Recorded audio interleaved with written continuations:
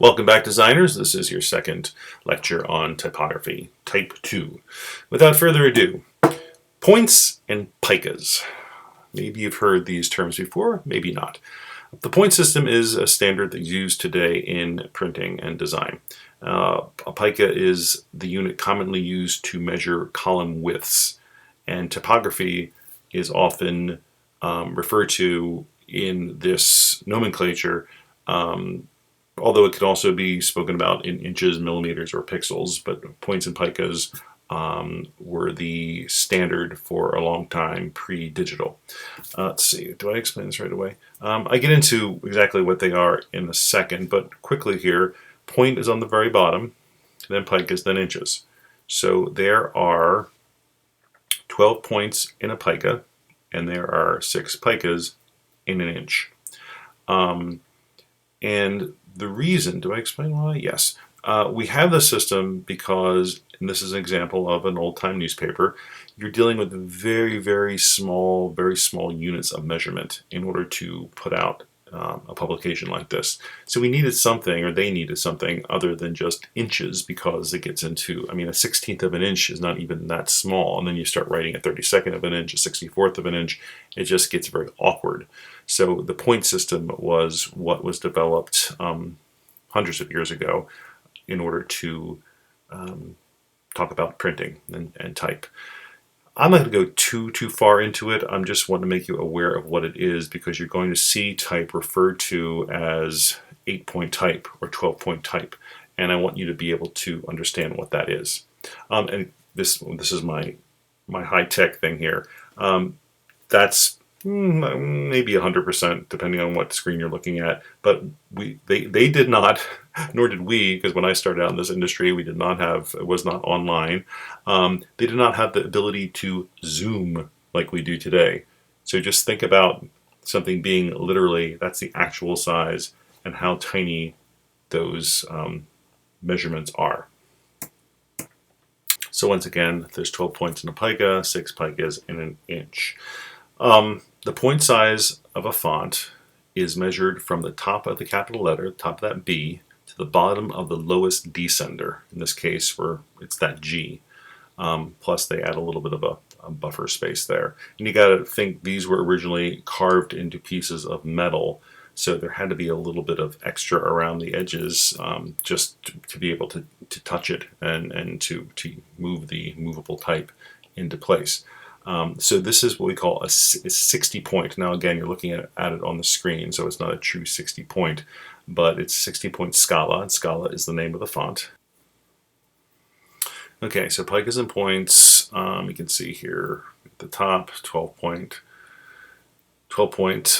text all the way down to 72. That's all that really is, just to show you, larger number means larger type. These are pica rulers. Actually, the one at the bottom is, the one on the top is, well, I guess it is too. It's more of a basic ruler, but pica added to the bottom.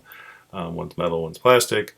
The plastic one was good for the old days when you would, or I guess any time when you would lay it on top of something so you could still see through and get a perfect measurement. Because as you can imagine, the smaller the measurement system, the more important precision is. And this is in InDesign, and I'm sure well, maybe you don't know this, but InDesign, Photoshop, Illustrator, any of these, under Preferences, you can change the units with which you are working. I'm not sure what it defaults to. I tend to still be a guy who likes inches a lot when I'm dealing with the size of a layout. When it comes to fonts, they're still, they default to being point size, and that's actually the easiest, I think. But you can change that. You have power over that. So this shows, the nomenclature there means 20-point type on the 26-point leading. That's the first one. The one below that is 20-point type on a 30-point leading. And the leading means the distance between baselines.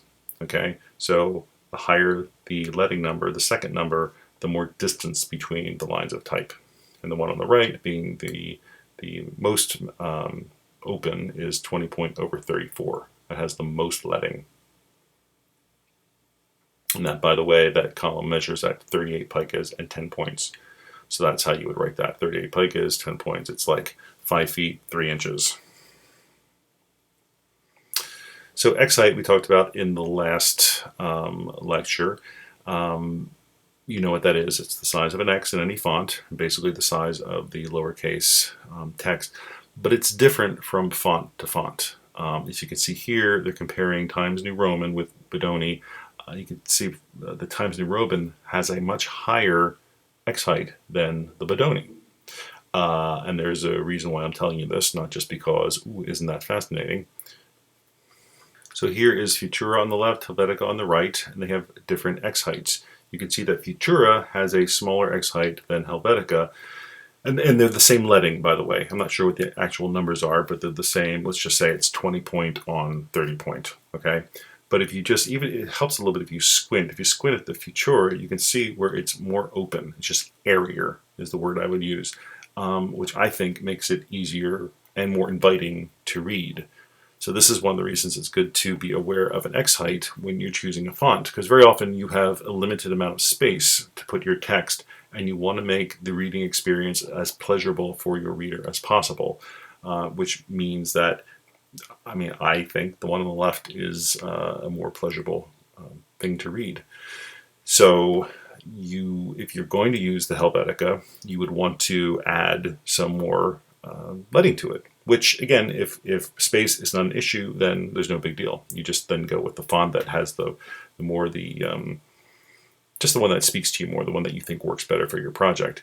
But if you're dealing with limited space, you might want to go with the one on the left. Okay, optical size. There is actual size and there is optical size. And all that means is that two fonts may both be 24-point type, but one might look bigger than the other. And that's what we call optical size. So actual point size is 24. Optical point size is variable, depending on what font it is, how bold it is, if it's italic. But again, technically it's classified as the 24, but they're going to look different. All these on this page right here are technically the same font size. So here's an example of, these are both 12-point type on a 15 leading. Again, means nothing to you because you're looking at it large on your screen, but suffice it to say it's important because they're both the same. And yet, look how much longer the one on the right is. And that's simply because Franklin Book is a larger font than Minion Pro. It has a larger optical size. Again, same actual size, it's only 12-point. So that means that if you design an entire brochure using Minion Pro on the left, and everything fits perfectly, 10-page brochure full of text, and your client comes at the last minute and says, nope, I want you to change that to Franklin Book rather than Minion Pro, it's not going to fit. It's not going to fit unless you change the size of Franklin Book. And that's fine to do depending on the situation. To go down to 11-point type would be completely fine. But in some cases it's not, and you have to stay with the 12-point. And so you just need to be aware of that.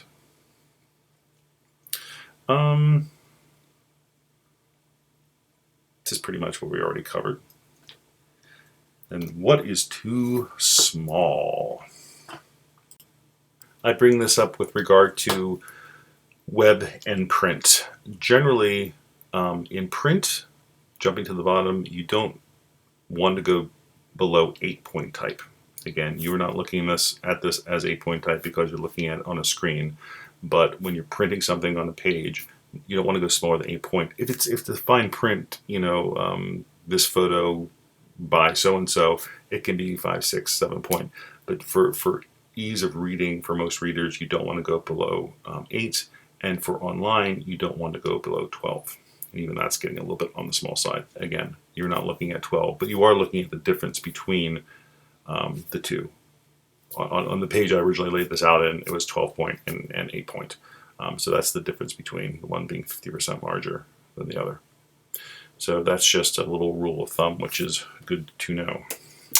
Now, a type family, we touched upon this in the last lecture. They're all in the same font, but they're different optical sizes. And you're going to use them for different uses, ideally.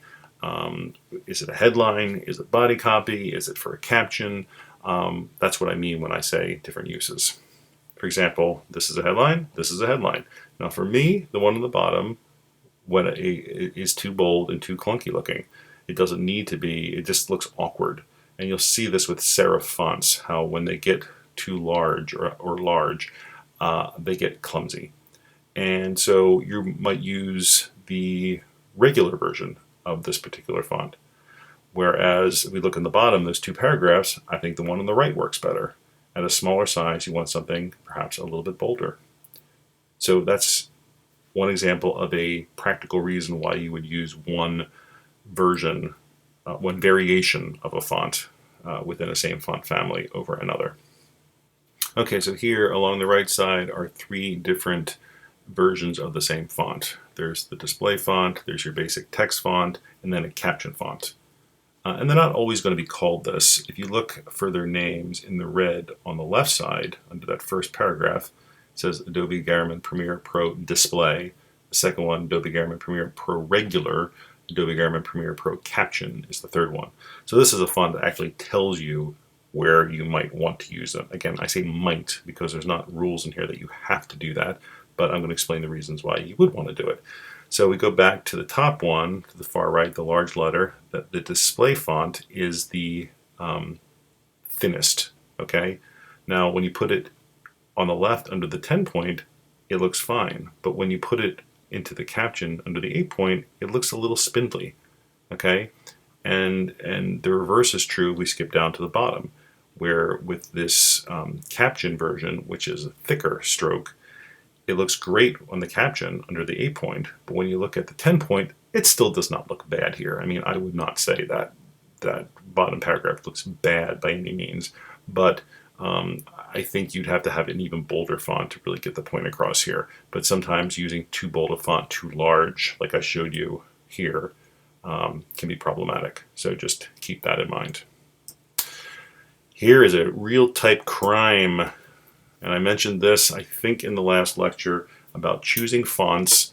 If you want a condensed font or an extended font, pick a font that is like that from birth and not one that you distort in Illustrator or InDesign or Photoshop to suit your wicked ends.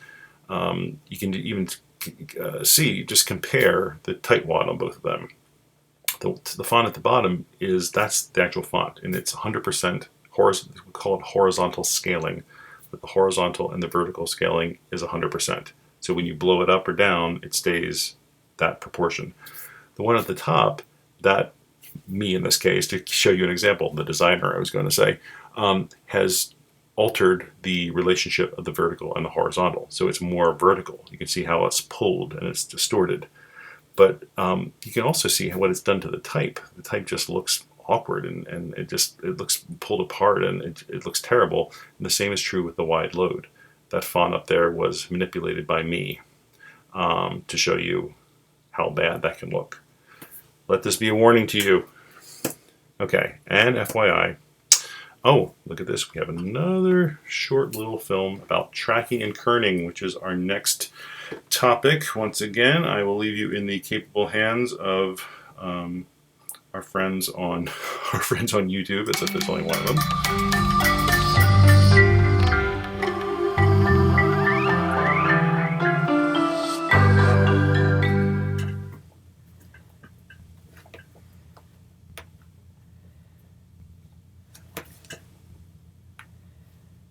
In this chapter, we are going to be looking at kerning and tracking, two very related but distinctly different ways of adjusting the space between your characters.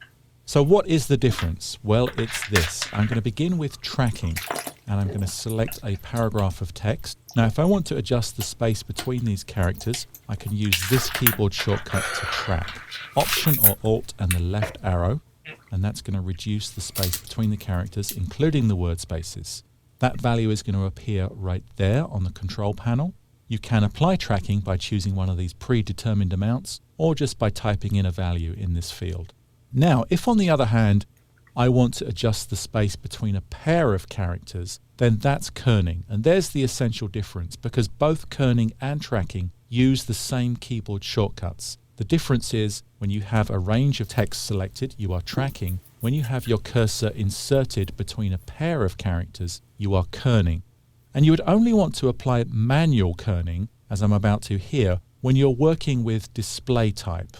It's not relevant when applied to body type, although there is a different type of kerning, and that's auto kerning, which is applied to all of our text. And I'll be talking about that in the next movie. But if I wanted to manually adjust the space between these two characters, first of all, I'd want to get in nice and close. And this is a letter combination that I think would benefit from a little bit of kerning, and that's to do with the letter shapes. We have a curved character, the C, which is essentially curving away from the vertical side of the N. So it looks like there's a little bit more space. And to apply the kerning, same keyboard shortcut, Option or Alt and the left arrow. And that's just going to bring those characters to the right of the cursor, slightly over to the left, tightening up that space, with the goal of making it look like the space between all of the characters is uniform. So that's the difference between kerning and tracking. A membership to lynda.com unlocks this entire course and hundreds of others. Visit lynda.com to learn more. All right, you hush up now. All right, hopefully you gained a lot from that video interlude. Okay, so kerning, adjusting spaces between specific letters, tracking, adjusting all of them at once. If you were in the midst of learning about InDesign, this would make a lot more sense to you. It's not that complicated. It probably seems more complicated than it is. And I think for our next class, when we review this, I'll show you what that's like in InDesign. Okay, so tracking, normal tracking. I'm looking at the right hand now, love letters.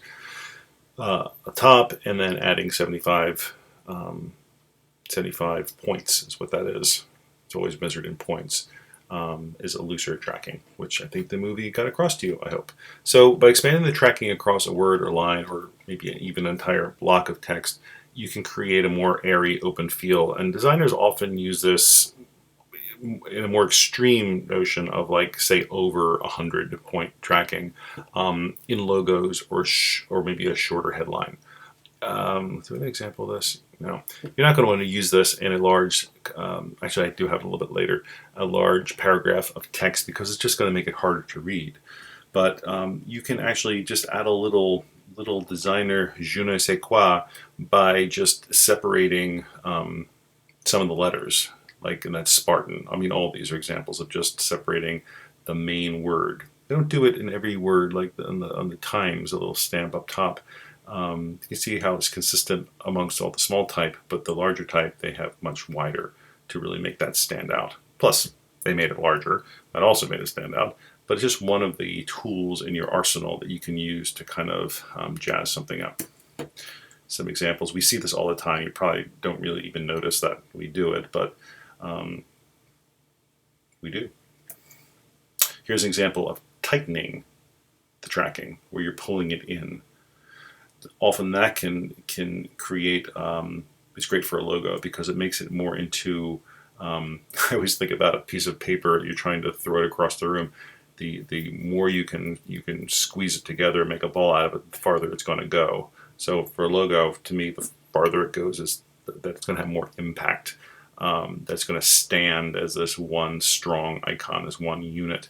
And sometimes tightening, like the Eros, that looks more like a logo to me than if you just spread that out, it might just look like a word. But it sort of transcends the letters and becomes a bunch of shapes, I guess is the way to say it. So often that's something that one can do playing with tracking.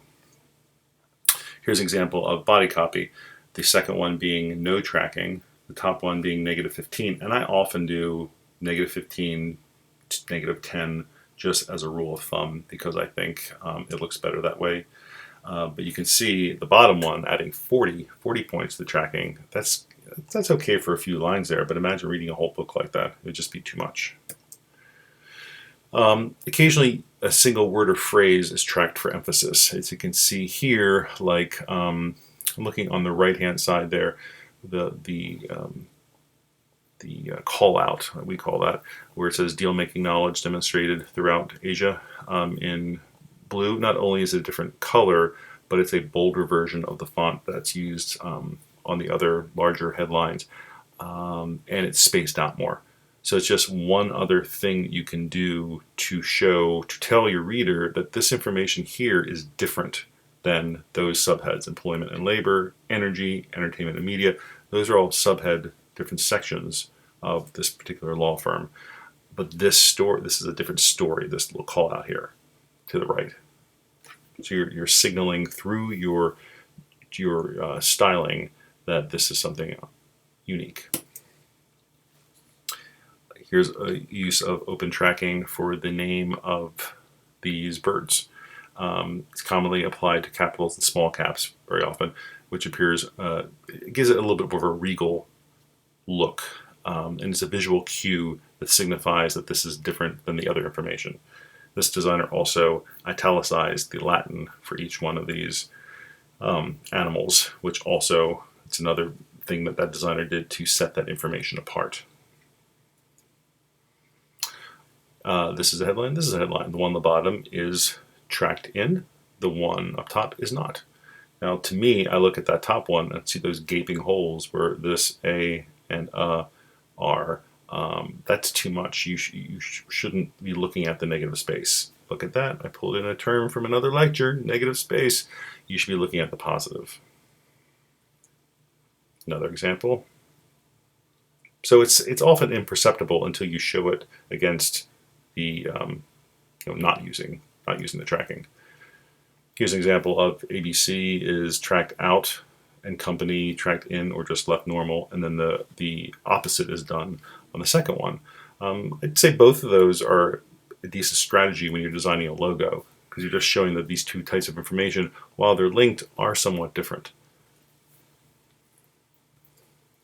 So tracking overall, kerning, the space between the letters. So kerning is more of a micro thing than tracking. And I won't go too far into this. Your basic point of this is every font comes with its own, it's what they call it. It's a metric kerning, which means it's embedded in the font. But then every layout program has its own kerning tables, which we'll call optical kerning. Honestly, I didn't really even know that until I started teaching this course, which means that for 30 years, I've not really been that concerned with that, which means that I don't really think you need to be all that concerned with it. But the takeaway is that the program and the font are going to have two different ones, and you can control it if you need to. Just pointing that out to you. I think it defaults when you use InDesign to the optical kerning that InDesign uses, and you can just leave that alone. I'll go back to this for a second. I think in class I'm going to show you how you kern. It's a much more subtle thing than, I know I'm kind of rushing over that, but it's hard to show you without demonstrating it. Okay, so line spacing or leading, they are the same thing. It's called leading because in the old days, and we'll see this eventually, I wish I had done it sooner, when they wanted to separate a line of type, they would put a piece of lead in between it, and they had different size leading. So every one of those letters would be a different block, and they would spell the words out, the first sentence, the distance from the baseline of 1, and then the next line, they could control how far down it went by the size of the leading. So that's where that word comes from. And you can just see this is tighter to looser leading as we move to the right. Most programs have a formula. If it's 10-point type, it's going to be around 12 or 13 leading. If it's 16-point type, it's going to default to 18, 19, 20 point leading. And you can add or subtract to it, but it's going to have, I don't know what the formula is, but it just defaults to something which is just a standard, which is a great place to start. Bum, bum, bum, type crime. Actually, that's not a type crime. The next one is. This is, these got out of order. Anyhow, this is an example of how a designer can use leading to create something distinctive in their layout. It's just a more creative use of leading. Here's the type crime. So auto spacing, which is the default, which I just mentioned, is what has happened on the left, and adjusting each line of copy is what's happened on the right. The reason this happened on the left is because every one of those 4 words are a different size, and so they each have a different leading attributed to them. For example, the word folks is almost twice as big as different, so that leading is going to be more. So basically, bottom line is you're going to get this jumble of different sizes. So you need to go in and manually adjust the leading. You can't always rely on the defaults. That's what the right is showing you. I'm going to see an example in a second, but we talk about text density or typographic color. If you look at the left, and squinting helps. If you look at the left, that has a denser or darker typographic color as the one on the right, which is very open and airy. And that can have effect on, depending on the piece you're using. Let me see, here's a better example here. The one on the top has a very generous leading, the one on the bottom does not. Now, me personally, I'd rather read the one on top. It just seems like less work. It seems less like a museum thing or something that I have to read. So I just want you to be aware of the effect that leading can have. But here's an example of, once again, if you squint at it, actually I was going to say that the type density from the one on top and the bottom is different, but I don't really think it is. But again, squinting at it can tell you. So here's an example of more leading on the right. Okay, that's all about that. Alignment, we've talked about alignment in one of the other lectures, left, right, flush left, and here we are with it again. Justified means it expands the entire line, centered aligns to the center, flush left means it aligns on the left, flush right means it aligns on the right. There's an example of centered text, there's justified, there's flush left, and flush right. Here's a type crime. Okay, this is a sample or example of justified type. That's the type that spans over the entire column. Now look at the giant holes that you see here. Part of the reason that's happening is because it's a very narrow column. Again, this is large because you're looking at it on your screen, but when you count how many letters are across there, it's not that many. And that's going to happen when the column widths are very narrow. But whatever the reason, it doesn't look good, and it's not easy to read. So one of the things I want to make you aware of, because justified type overall can look really cool, and it's often used, but it's often used by people who know what they're doing with regard to typesetting. So proceed with caution until you get more comfortable in a program like InDesign. It's not something we're really going to be covering in this class at length, but I just want to make you aware of it. Here's 2 more examples. Very funky. Here's an example of how often we do use justified type in this interview, and these are much wider columns than in my example, but this is definitely a designer who knows what they're doing to in Photoshop and InDesign. It's called H and J's, which is hyphens and justifications. It's a setting that you can control to make sure that you don't get giant holes in your type. That might be, no, that's not it. Here is an example of a very decorative use of justified type, which I think is very cool. And I'm sure you do too. Do I count this as a type crime? I guess this should almost say type crime. Okay, this is not really showing the crime, but, and you'll hear me harp on this probably over and over again, I think flush right type, that means it lines up on the right, not on the left, is hard to read. And you don't want to use it in large quantities. It's a very practical reason why it's hard to read. When you read the line, the first line, and your eye goes back to the second line, it constantly has to go to a different spot. As opposed to flush left type, where it lines up on the left, because we read from left to right, you read, and like a typewriter, you go back again to the next line, and you go back again to the next line. Let's see, where's my closest example of that? Here, on the left. Compare the two of them. There we go. I think that's 1,000 times easier to read, even though it's in French, than the one on the right. So just that's something that I greatly watch out for. Flush right type is fine, but I think in moderation. For example, here, that headline is flush right, and that works really well. And if you go farther down, some of the elements in that third column are also flush right, and that also works well because there's not that much of it. I'm not saying anything about this ad is nice looking, but this is an acceptable amount of type to flush right. But even that, there's other problems with this. For example, the font is very hard to read, and that's a good example of that font of a typeface filling in. The word servers and bartenders, you see how you're kind of losing some of that. It's also because the resolution is not great, but it's the very thin. It's a modern serif. Those very thin serifs are getting lost. It's another example. Okay, and that, my friends, is the end of the second lecture on typography. Go and do your quiz. Make me proud. And I will see you at our next meeting. Ta-ta.